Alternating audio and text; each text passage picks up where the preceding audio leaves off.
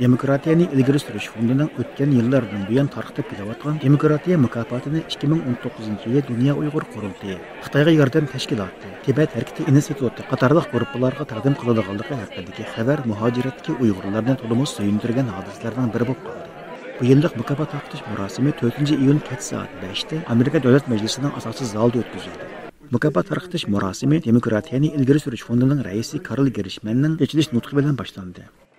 U so'zida Tiananmen maydonidagi qirg'inchilikning 30 yillik xotirasida Amerikadagi har soha kishilarining Xitoyda borliqqa kelgan iqtisodiy yuksalishning kishilar orzu qilgandek erkin jamiyat barpo qilishning o'rniga texmo bekik va hokim mutlaq ijtimoiy muhitni vujudga keltirganligiga shohid bo'layotganligini, xuddi Nobel tinchlik mukofotining sohibi Liu Xiaobo aytgandek, Xitoy kompartiyasining dunyodagi eng zo'r insonlar turkumini go'riga elib olganligini, bu insonlar ichida eng zo'r darajada ziyonkashlikka uchrayotganlarning Uyg'urlar va Tibetlar ekanligini ta'kidlab o'tdi.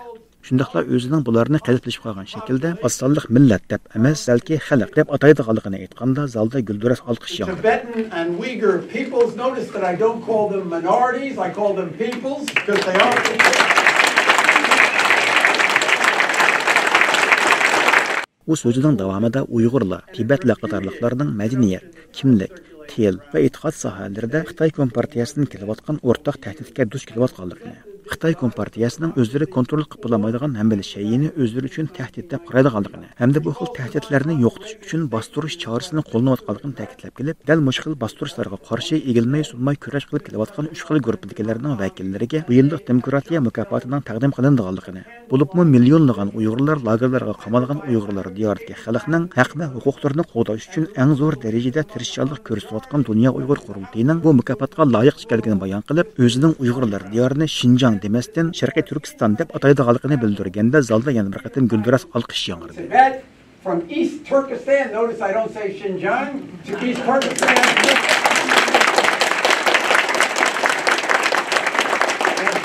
Shuningdan keyin Amerika Davlat Majlisining a'zolaridan Elizabeth Cheney, Jacqueline Castro, Mike McConnell, Jim McGovern qatorliq kishilar so'zilib, Xitoy kompartiyasining o'tgan 30 yil mobaynida demokratik qimmat qarashini qaysi darajada oyoq osti qilib kelganligini, o'zlarining haq va huquqlari uchun kurash qilayotgan xalqlarining hech qachon o'z orzusidan voz kechmaydiganligini, shundaqla Xitoyning hozir o'zlarini butun dunyoning ko'zlab turayotganligini unutmaslik lozimligini ta'kidlab o'tdi.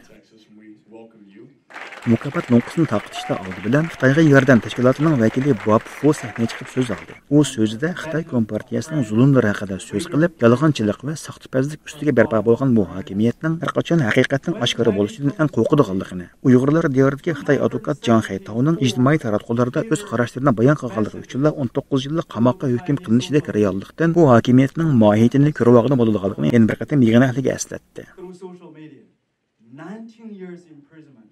Mukofot tarqatish navbati Dunyo Uyg'ur qurultiyiga kelganda Amerika Davlat Majlisi a'zolaridan Avam palata a'zosi Jim McGovern sahnaga chiqdi.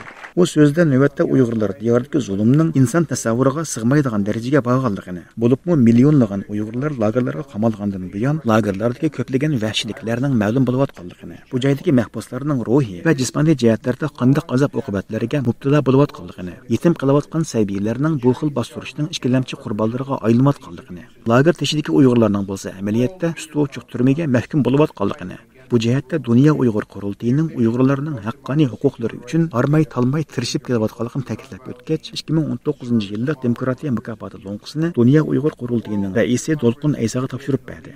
And tirelessly advocating to call the world's attention to the plight of the Uyghur people. They serve as defender of the identity of their people and an inspiration to others. And so I am pleased to present them with NED's 2019 Democracy Award.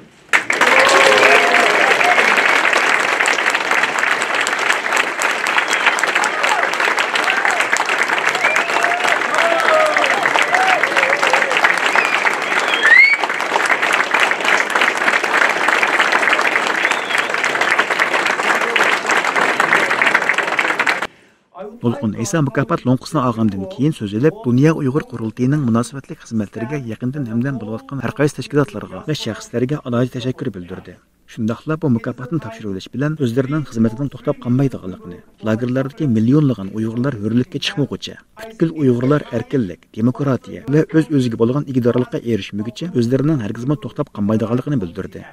Thank you for your attention.